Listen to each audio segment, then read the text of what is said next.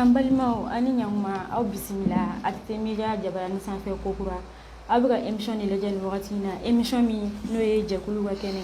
jɛkulu ka kɛnɛ ye kɛnɛ min n'ale bɛ wele di jɛkulu ma yalasa u ka se ka ɲɛfɔli k'an ye u ka jɛkulu kɔnɔko kan a bɛ tɛmɛ aw ye aw ka jabaranin sanfɛ alamisa o alamisa ka taa 15h la ka taa bila 16h la ka da émission in nafa kama an b'a ɲini aw fɛ a ka émission in cari bɔlɔlɔw bɛɛ lajɛlen sanfɛ ani k'u like o la yalasa ka masala jɛkulu dɔw fɛ an kɛlen don ka jɛkulu wele jɛkulu min n'o ye parti union des républicains pour le progrès n'o ye URP o maa welelen 2 b'an bolo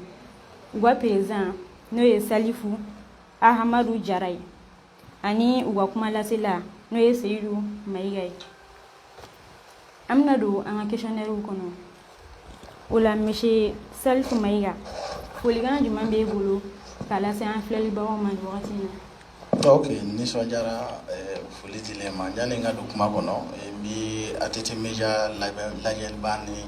a kanuba bɛɛ lajɛlen fo yanni an ka don baro kɔnɔ mais parti URP kanuba an bɛ foli lase o bɛɛ lajɛlen ma a y'a fɔ cogoya min ne tɔgɔ ye Salifu Ahamadu Jara président de l'URP Union des républicains pour le progrès. O diyara n ye monsieur Seyidu Mayiga e y'u ka kuma lasela ye folikan jumɛn b'e bolo k'a lase an balimaw ma nin wagati in na. Ok, salamaleykum n bɛ ATT Media mɔgɔw yɛrɛ fo fɔlɔ yanni ka don kuma kɔnɔna la parce que ka hakilina sɔrɔ ka kunnafoni diso dayɛlɛ ka tila k'o tɔgɔ da ATT la o ATT Media moi je pense que f'i hakili ka se niveau dɔ la i k'o ye parce que n'i y'a mɛn an bɛ sigi ka fɔ kɛ yan bi o bɛɛ jɛ b'o de bɛɛ jɛ fanga de la démocratie donc parti créé ATT de nana n'a a ko de ni mansa bɛ démocratie la an fɛ yan Mali la bi an b'a fɔ ATT de don donc an b'aw fo a ka o hakilina in na voilà ne ye Seyidu Mayiga ye parti URP kuma lasela de ye ne ye fɛn fɛn bɛ kunnafoni bɔ ani kunnafoni laseli donc ne de b'o ɲɛmɔgɔya la an bɛ don min na i ko bi merci. O diyara n ye monsieur le président aw ka parti a dayɛlɛni hakilina bɔra jɔnni na ani a dayɛlɛni kana se bi ma a bɛ san joli bɔ. Ok, o ɲininkali diyara n ye an ka parti a dayɛlɛli hakilina a création hakilina bɔra an bɛɛ de la yanni an kana parti kɔnɔ an tun bɛ association de la donc maintenant an ye baara caman kɛ o association kɔnɔna na donc an nana sigi ka miiri ka na a jateminɛ k'a fɔ il est grand temps an yɛrɛ ka essayer ka fanga ɲini tɔn dɔ bila sen kan ka sɔrɔ ni jamana yɛrɛ situation ye pour que an bɛ se k'an ka contribution kɛ jamana kɔnɔ cogoya min na. Objectif yɛrɛ jumɛn ye. Bon parti ka objectif ye ka objectif fɔlɔ ye mun ye ka se ka sifinnakaw yɛrɛ ka se ka u sen don jamana ka développement na parce que a bɛ fɔ an ɲɛna an b'a mɛn mɔgɔ caman da an b'a mɛn maakɔrɔbaw da ko jamana siniɲɛsigi ye denmisɛnninw ye donc an y'an sigi k'a jateminɛ anw ye jamana mun siniɲɛsigi a man kan an ka siniɲɛsigi an ka kɛ kɔfɛ mɔgɔw la donc o ye laɲini fɔlɔ ye laɲini filanan ye mun ye an bɛ ka laɲini belebeleba ye ka se ka achat de conscience kɛlɛ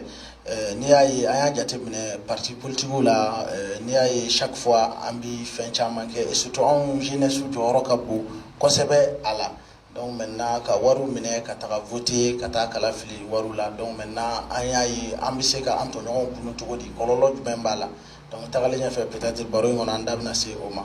donc o y'a dayɛlɛ kunbaw ye donc parti yɛrɛ créera 2018 donc maintenant an ye a kow daminɛ 2018 fo ka n'a bila bi la alhamdulilayi lancement officiel kan ka kɛ le 14 mai 2022 a bɛ kɛ Olympa Africa la Banangabugu sugu kɛrɛfɛ.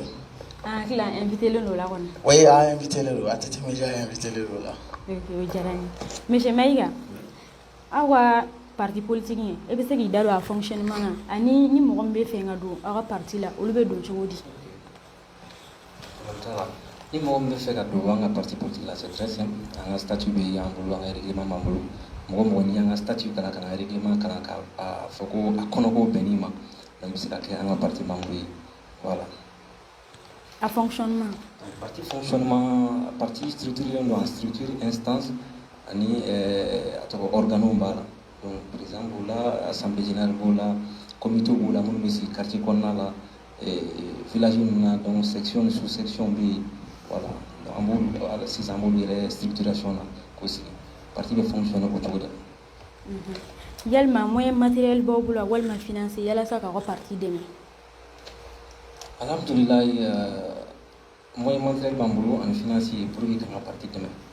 parce que jama ko do mo ko ko côté nite kumbo ni abe fra nyonga no abe ko padli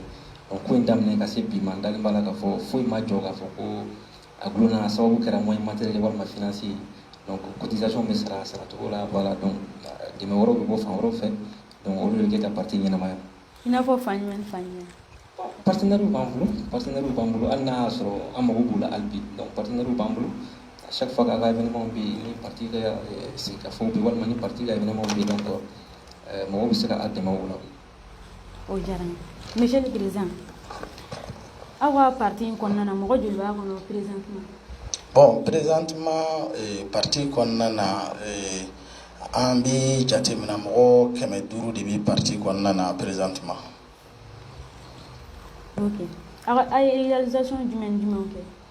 Bon parti ko nana ay réalisation mun ke ay a damine parce que ay jamana briki folo e dudi kasi quartier ma fo kasi sigida ma fo na se jamana ma donc maintenant en sigiro parce que parti chaise yerabi mayamugu constitution réelle donc y en sigiro benayema donc maintenant anyani anga parti bara damine ay difficulté chamambi anga quartier ko nana parce que ay sira ko gele o kumbe no alhamdulillah an sira ka ay moto taxi soro ka bla sira ka donc pour que ka se ka accès noya donc ko fait ambi consultation gratuite ke donc ambi causerie débat ke pour que ka hakil na change ke ka si ka fo ke an yere da mawni ñonche ambi be se ka ambolo do parce que o yanga la yini di ambi fait ka be ka je ki bolo do faso bara la pour que jamana ga se ka avancer. Ina fo monsieur Maïga ya fo chogumna aga parti asilinte andron asilime yoro wero la ina fo dugula bien sûr parti alsa ambi o barala wa ambi ka continuer ko o barake parti daele le do malien dembe donc actuellement parti ambi kay en représenter do kay ambi moti ambi sigaso ambi sigu ani bamako donc voilà ko fait fana jamana ko fait ambi Sénégal précisément Dakar et puis ambi représenter le Côte d'Ivoire aussi. Voilà. Ay gele men soro ko bon alhamdulillah bon anye bara gele bi akonnana gele bi noya bi bon anye munye parce que faso kanuna on tise ka foko gele do donc maintenant alhamdulillah ama gele ba soro akonnana donc an koni parce que anya yere di bara ma kan yere di faso ma ka foko fu an kanga pierre de dia ka ko anga brigi contribuer jamana ka développement na donc je pense que non il faut faire soroka en tout cas gele alsala ga to no monsieur Maïga projet du meni action du même au bolo dona na tawla projet padi be amulu na fandi la ka amun ke gatema d'abord ni ko parti ina boga fanga ni boli ba damne ici dans la folo donc bara chama bi d'abord ay muté ici dans albi bara mun na continuer voilà projet ba do yi ka dem formation ka dem sunu ko entrepreneuriat ka formation ko anglais kalan kan walma ala ngara ka kan no ba man kalan wi information ru projet bi albi avec ka yala saba mana nga do balan rek tagay OK mune kala wi sanka soro aga association aga e parti kon nana ina fo demela mun ka de an ka soro folo yi mauka an famuya kan hadina famu o deme bilibili bay parce que la parti ko bi politique ko bi mali kono actuellement tuba amina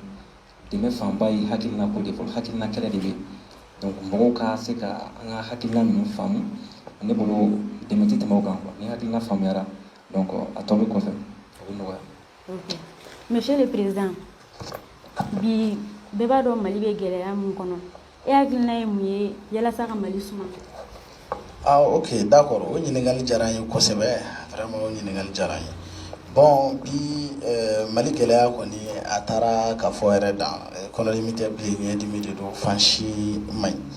mais ni ne ka faamuya la bi contribution mun bi an bolo an ka laɲini na donc mali crise filɛ nin cogoya min na ni an kun ka proposition ye an filɛ nin ye état min na est ce que an ti changement dɔ don o la c'est à dire ka changement don a la cogo di est ce que état fédéral est ce que o ti solution dɔ ye jamana in yan parce que n'i ye a ta k'a jateminɛ an balima minnu ye sigiyɔrɔ sɔrɔ région wɛrɛw kɔnɔna na ni u sigilen don yen parce que Mali système mun bɛ yen nɔ an bi gɛlɛya de kɛ an ka région kɔnɔna na donc maintenant an ka taxe n'an ka impôt o de bɛ fara ɲɔgɔn kan ka na di mɔgɔ kelen mɔgɔ fila b'o o wari dun yan nɔ au moment même o village la anw sigilen bɛ yen o b'a sɔrɔ centre de santé ko b'an na école ko b'an na kɛnɛya ko b'an na bana b'an na mais est ce que n'an ye bɛɛ di c'est à dire hakɛ dɔ pouvoir dɔ minɛ sanfɛ mɔgɔw la ka pouvoir dɔ di duguma mɔgɔw ma ka parti dɔ di bɛɛ ma est ce que o tɛna kɛ solution ye bɛɛ ka jɔ i yɛrɛ ye par exemple même si n'i y'a fɔ mɔgɔ caman bɛ jateminɛ kɛ k'a ye k'a fɔ parce que jamana tilaliko kuma bɛ fan dɔw da ko n'an taara état fédéral la ko est ce que a tɛna na kɛ sababu ye minnu b'a la ko jamana ka tila u ka jamana tila non ne b'a fɔ ayi n ko ayi a tɛ kɛ sababu ye solution mun bɛ jamana in na pour que a ka avancer n'anw ka faamuya la ne yɛrɛ ka faamuya la o ye n'an taara état fédéral la donc maintenant ka se ka hakɛ dɔ di maintenant armée ni économie ka to état central bolo donc maintenant le reste région bɛɛ ka i charger i ka région développement na donc maintenant an ka bɛn taxe dɔ ka jɔ pour que ka bɔ ka di état central ma donc ne kɔni bolo bi jamana in crise mun ne bolo an bɛ se ka a kɛlɛ ni mun ye o y'o ye. O diyara n ye monsieur Mayiga e hakilinata ye mun ye Mali politique ko kan nin wagati in na kɛrɛnkɛrɛnnenya sifinnakaw fan fɛ. N ko Mali politique ko nin wagati in na n b'a f'i ɲɛna k'a fɔ n bɛ don min na i ko bi Mali politique ko a ɲagaminen don kosɛbɛ kosɛbɛ bon pour moi yɛrɛ a ma deli k'a ɲɛnabɔ fɔlɔ mais an bɛ wagati min na ko sisan bolofa b'o o ta kan quoi donc bon sifinnakaw ka niveau la an bɛ se ka jigiya k'a fɔ sifin kelen don ka u sen don politique ko la sisan bon jigiya ɲuman bi an bɛ se ka jigiya ɲuman d'an yɛrɛ kan i n'a fɔ président y'a fɔ cogo min na k'a fɔ ko a tɔgɔ a bɛ fɔ ko sini ɲɛsigi denmisɛnninw de donc n'o kuma ye tiɲɛ donc denmisɛnninw yɛrɛ ka wuli ka jɔ u yɛrɛ kunkolo la donc moi je pense que c'est très important quoi donc an bɛ don min na ko bi kɔni donc an bɛ se ka jeunesse fo k'a yira k'a fɔ an ɲɛ bɛ kow la kow taabolo la quoi donc baara taabolo ka ɲi. Démocratie san 30 kɔfɛ bi e hakili la politique faamuyalen don ani démocratie yɛrɛ. Démocratie san 30 kɔfɛ bi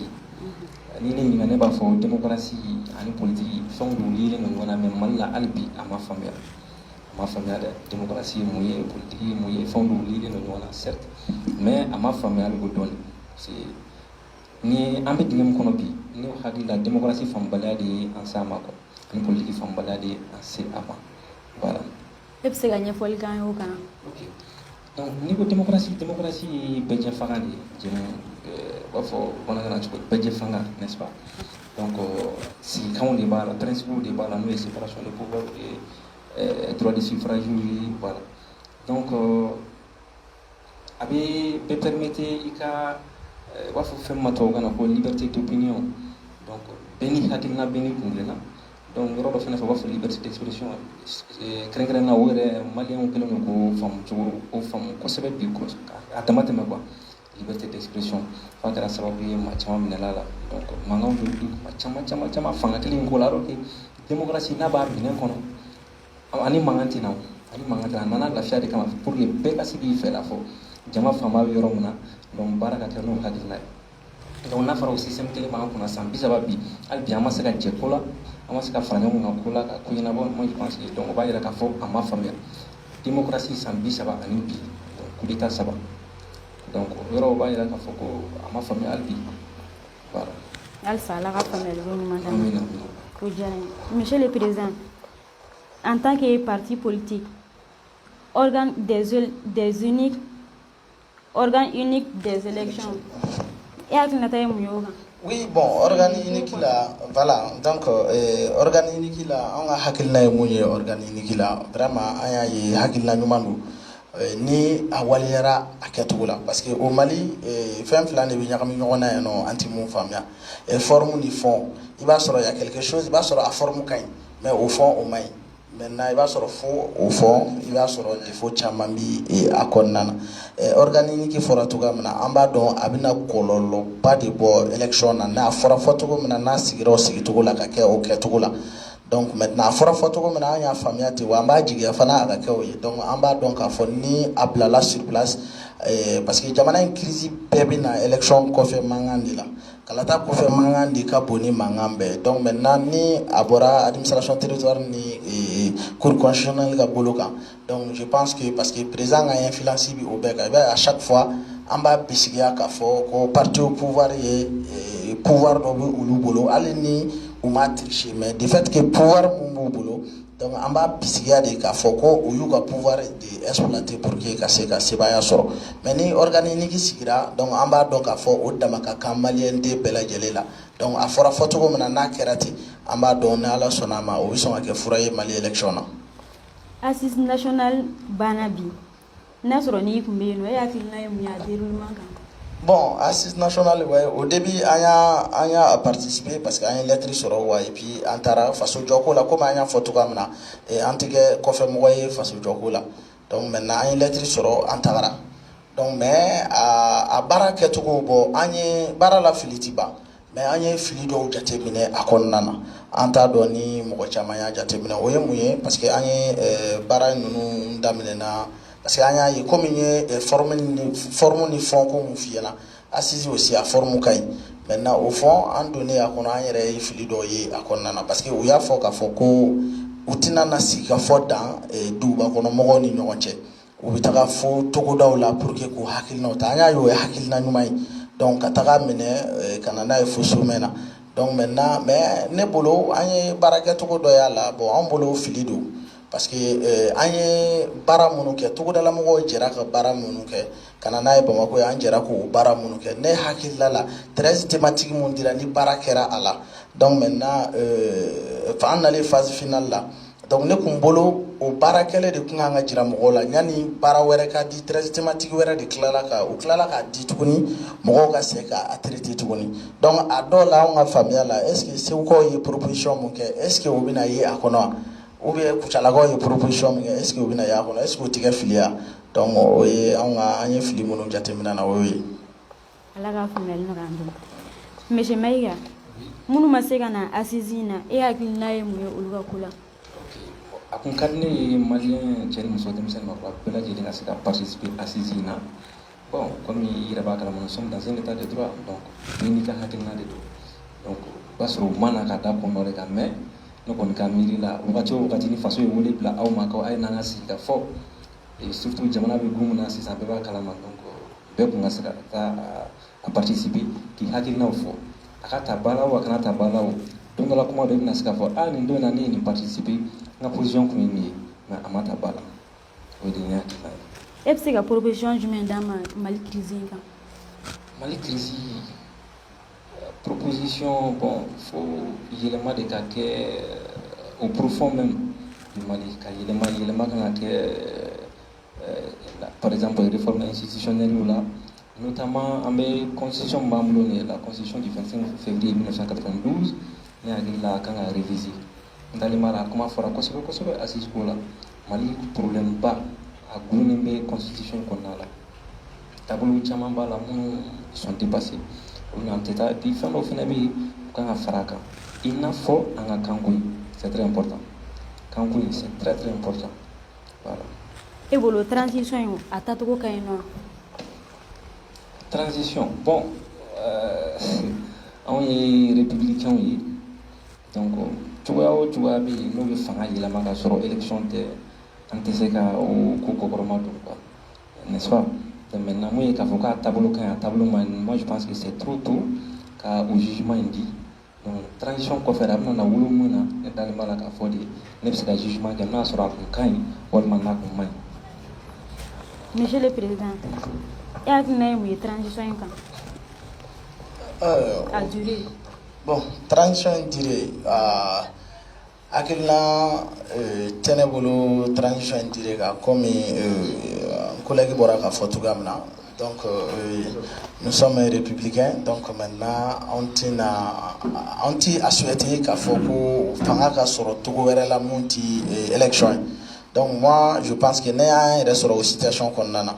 Donc, bon, je pense que moi, donc, on dira 18 mois dira. Donc, maintenant,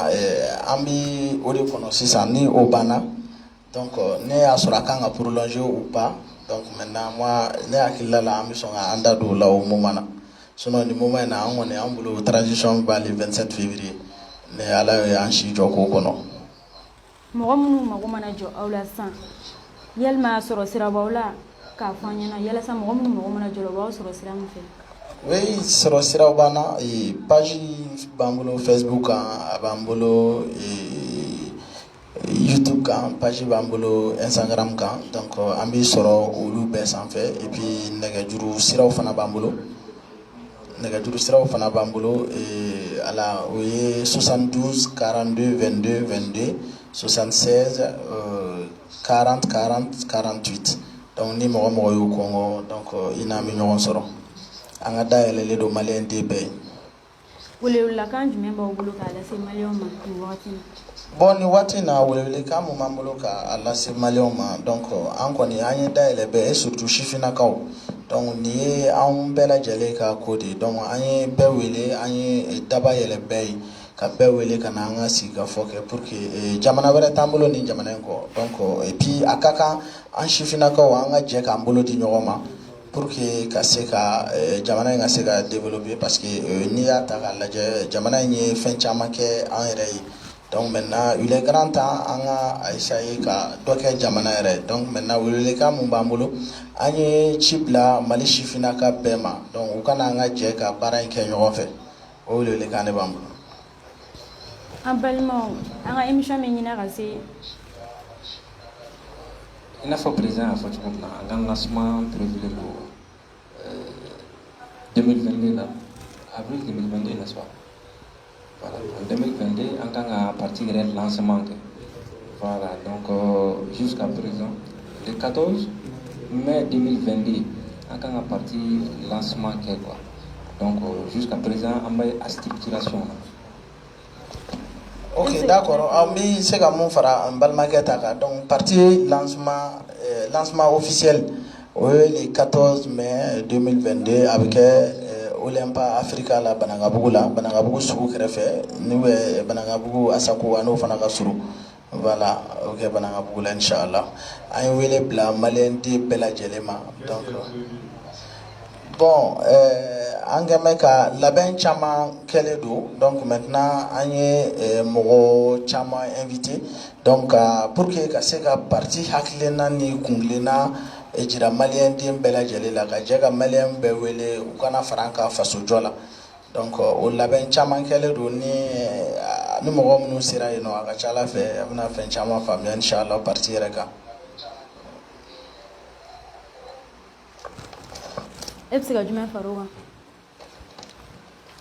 Il faut présent à votre groupe donc la banque chama kelen ka invitation ci kala fe ton bela jelema wal mani ton fe be ñoy ko ngelena kelena no kelen ko lube invité na la sona ma fana nga partie lancement là voilà on est ce que de fra Abalmo anga émission me nyina kasi akunja yoroma wala monsieur le président kumakan laban jumɛn bɛ bolo ani folikan laban k'a lase an filɛbagaw ma nin wagati la. Ok, kumakan laban bɛ ne bolo ka se an filɛbagaw ma an bɛ foli lase ATT Media a baarakɛla bɛɛ lajɛlen ma et puis ka na foli lase a kanuba n'a filɛbaga bɛɛ lajɛlen ma donc ka tila ka dugawu k'u ye Ala k'u bolo mɛn u ka baara la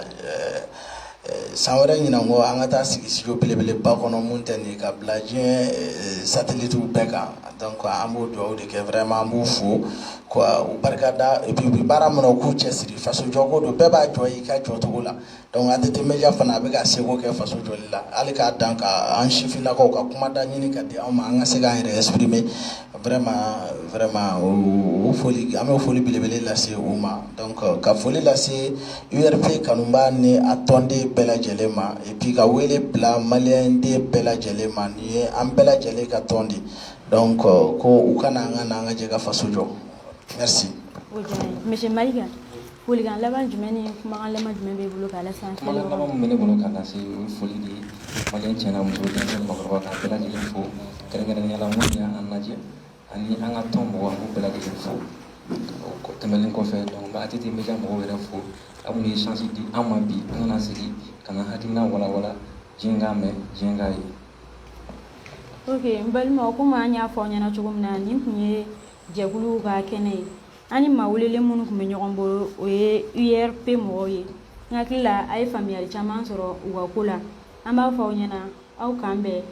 alamisa wɛrɛ nin wagati kelen na.